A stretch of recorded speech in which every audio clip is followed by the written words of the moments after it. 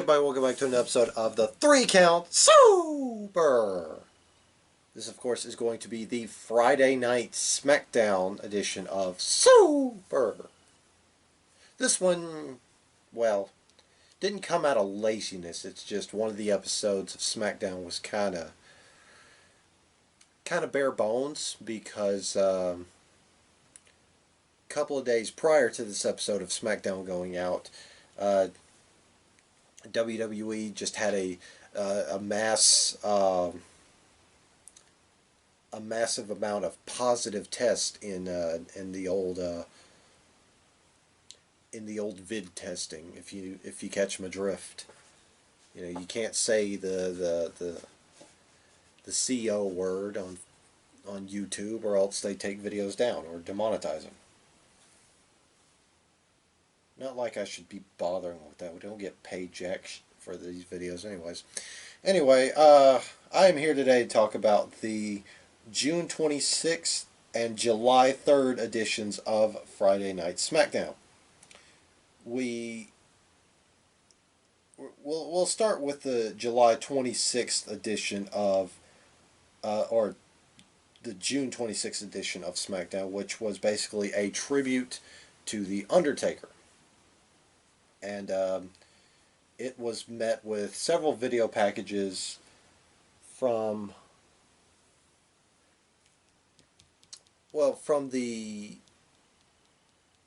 Last Ride documentary. Of course, the final episode, episode 5, broadcasted earlier in the week, where The Undertaker more or less said, "I'm retired, maybe, I don't know. I'll come back if emergency break glass." You know. So, more or less, he's donezo in the ring. You know, and it's perfectly fitting because the Boneyard match, you know, at the end of it, he rode off into, well, I would say the sunset, but it was pitch black, so he more or less had that metaphorical cowboy moment where he just rode off into the sunset. So yeah, the Smackdown, the June 26th edition of Smackdown was just a tribute to The Undertaker. Mostly because they had to peel back the episode after, again, the massive amount of positive tests that came back in. So they kicked off the show with all of the Smackdown locker room at the top of the stage just awkwardly clapping, saying "Thank you, Taker," you know, "Thank you, Taker." So, yeah.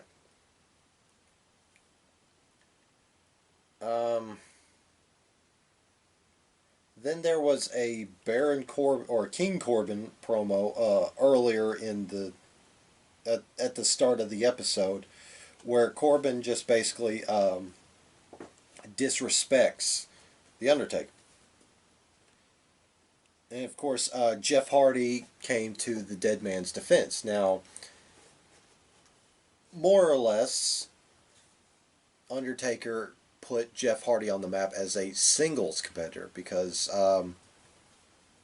everybody goes back to his one-on-one match with Jeff Hardy, which was a ladder match for the WWE Championship, which Jeff Hardy put on a stellar performance in that match. And Undertaker won, no surprise, but at the end he gave Jeff Hardy his props. You know, "You did good, kid." So, yeah. Jeff Hardy was a staunch defender of the Deadman. Next, we had a Fatal 4-Way women's match for the number one contendership to Bayley's SmackDown title. It was between Lacey Evans, Dana Brooke, Nikki Cross, and Alexa Bliss. This was a very decent match. Of course, there was an all's fair in love and war situation between Nikki Cross and Alexa Bliss. But, however, it was Nikki Cross, who got the pin, capitalizing on Lacey Evans knocking out Dana Brooke with a woman's right, and she will face Bayley at the horror show at Extreme Rules. Oh, I'm sorry.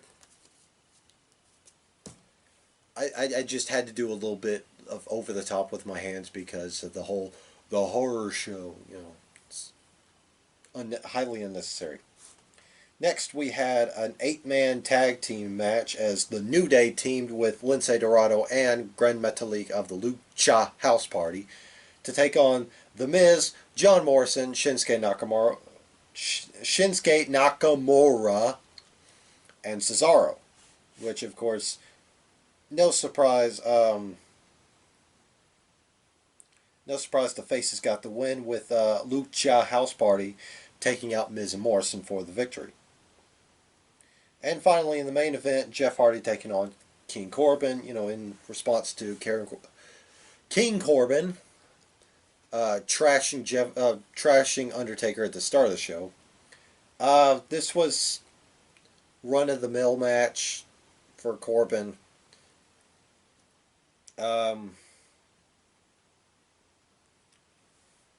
He beat Jeff Hardy pillar to post, but Jeff Hardy squeaked out a victory.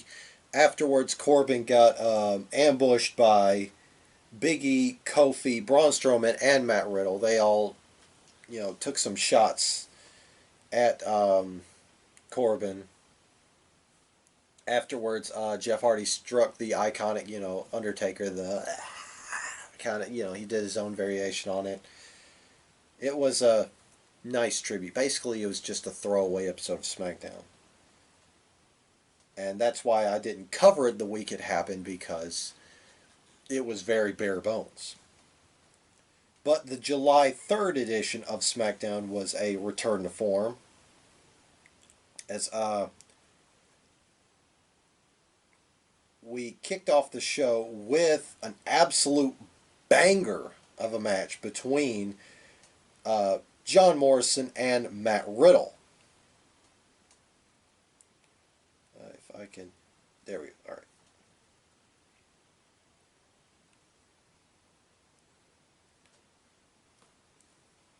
Well, basically, it kicked off with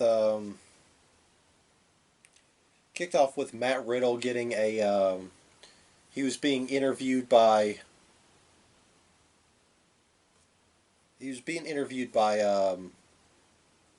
by Michael Cole. Basically, it was a get to know you. Who is this guy?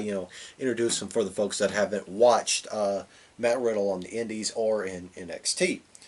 This was interrupted by King Corbin. Basically, he wanted to teach Matt Riddle a lesson for getting in his face a couple weeks ago, and for his part in dogpiling the King the previous week.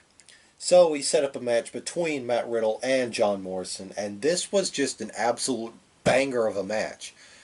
Of course, Matt Riddle can put on amazing matches in his sleep. John Morrison is just that damn good. However, Matt Riddle got the victory with a roll-up, and as soon as Matt Riddle got out of the ring, AJ Styles was all over him like a Georgia Bulldog, beating him all around the outside ring,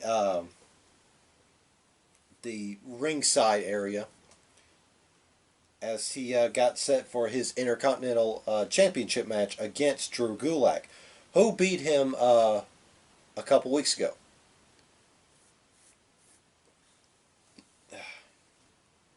But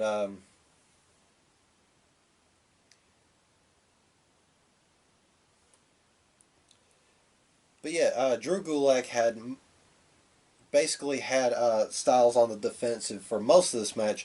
However, he would hit Drew Gulak with a powerbomb and Styles Clash combo. Well, he powerbombed him, then he Styles Clashed him, decided it wasn't enough, set Drew Gulak up for the phenomenal forearm, and got the victory. Next, we had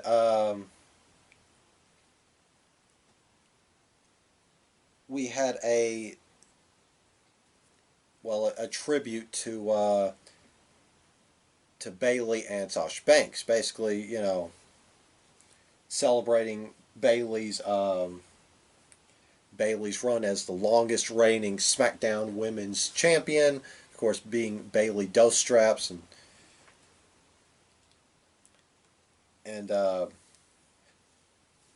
yeah, Sasha and Bayley being all over the place. Of course, a couple of nights previous, Sasha closed out, was part of the main event to night one of NXT's Great American Bash. So yeah, they were basically patting each other on the back when they were interrupted by Alexa Bliss and Nikki Cross. And one thing led to another, and Sasha wound up agreeing to a match for Bayley against Alexa Bliss.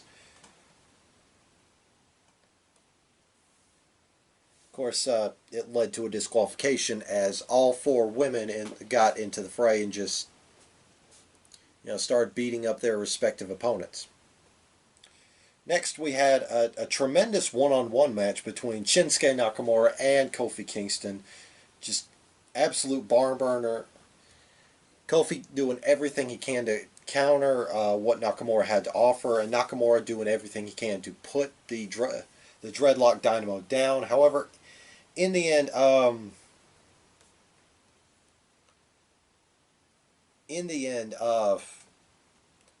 Nakamura got the victory over Kofi Kingston with the Kinshasa.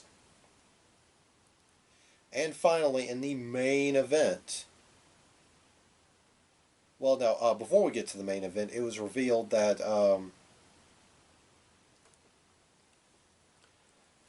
that Braun Strowman and Bray Wyatt would face off for the WWE Blue Universal Championship at the Horror Show at Extreme Rules in a Wyatt Swamp fight, which at the time of recording, which is July 15th, this has been confirmed as a cinematic match. So it's going to follow in the same vein as the Firefly Funhouse match, which I loved. Firefly Funhouse match was just amazing. So, yeah. And finally, that led us to our main event. It was the toast to Jeff Hardy, hosted by Sheamus. Sheamus was sitting at his bar at home. Of course, he had a full smorgasbord of booze in the ring on a table with his own personal bartender. Of course, it was just some local indie guy on a payday. And basically, Sheamus used this toast to humiliate Jeff Hardy or to try and coerce him into dive back into his demons. Rather than let Sheamus win, Jeff Hardy poured the bottle of champagne on the bartender's head, cracked him in the head with the champagne bottle, and hit the Swanton Bomb. Basically, a nice little FU to Sheamus. And that's how we closed out the July 3rd edition of Friday Night SmackDown. So, that being said, if you miss Rod and his opinions, he has a podcast that you need to check out. It's called Prime Talk with Rodimus Prime on the Castbox app. No doubt he has some opinions about what happened at the end of the New Japan Cup, as well as Dominion. So go check it out. That being said, I'm War Machine MJ. Thank you so much for putting up with my lazy patience, for having the patience to put up with my laziness and my inability to speak for whatever reason. And I will see you guys next time. Ba-bang.